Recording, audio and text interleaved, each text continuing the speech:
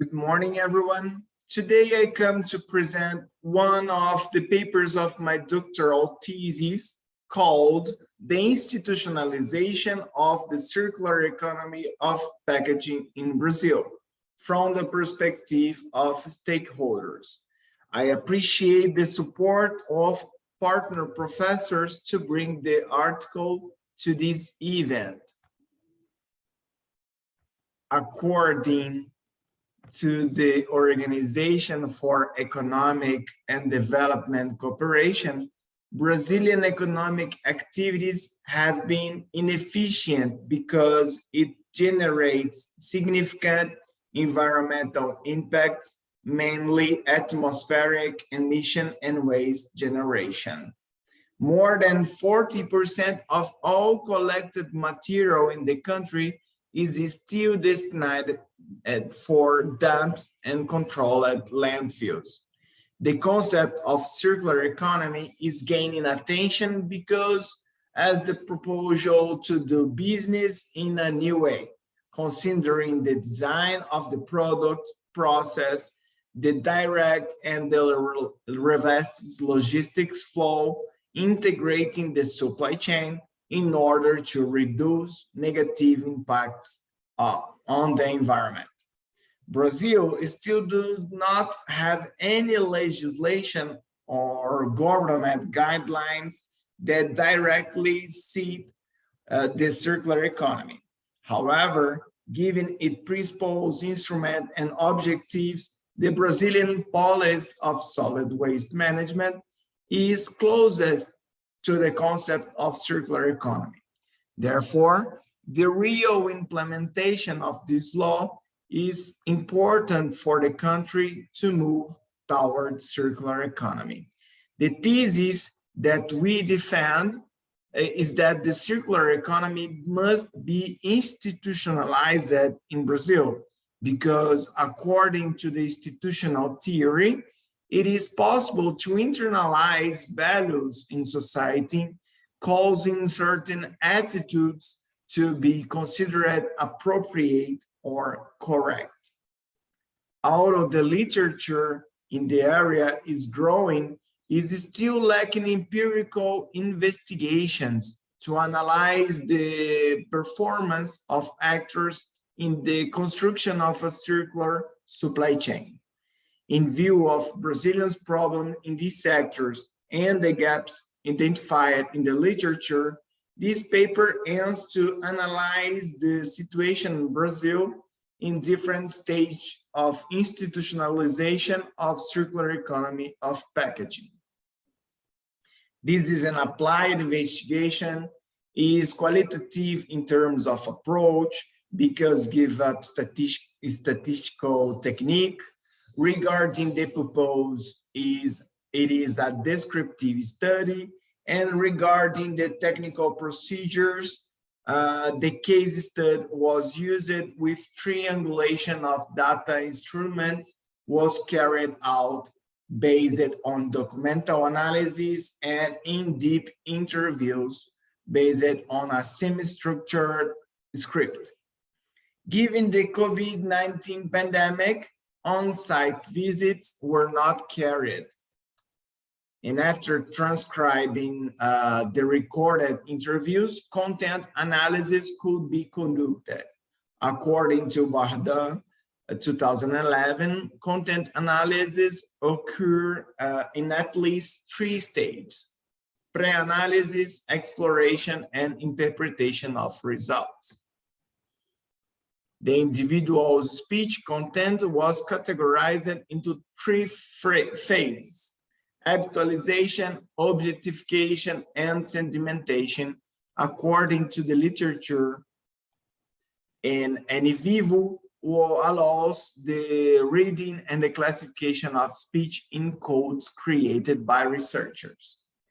Most of the actors who participated in this research claim that there are no policies or incentives in favor of what is advocated by the national law of waste management. The second most common opinion is that economic instruments are needed to implement the law, the polluter pays principle, for example. In Brazil, there is still no different taxation for those who work with reverse logistics or circular economic practice, neither for companies nor for cooperatives and associations of recyclable material. Double taxation is also recurring complaint from respondents. So the reincidence of taxes or recyclable materials and the absence of economic incentives represent barriers to the institutionalization of circular economy. Political and economic political coordination are essential to combat the challenge of dual ownership of waste management, public and private organization passing on responsibility for post-consumer materials to each other. Political and economic instability does not facilitate negotiation or contribute to advancing compliance with the packaging sector agreement. It is necessary the construction and the operation of economic, financial, and credit instruments to the expansion of measures currently regionalized would bring positive consequences such as increase in recycling rates and consequent extension of the material's useful life. The results about the second phase of institutionalization shows that, in general, there is no consensus among the participants in the packaging chain, and conflicts are easily observed. The low participation of manufacturers, importers, and traders is understood as a major barrier to this crucial principle of packaging reverse logistics.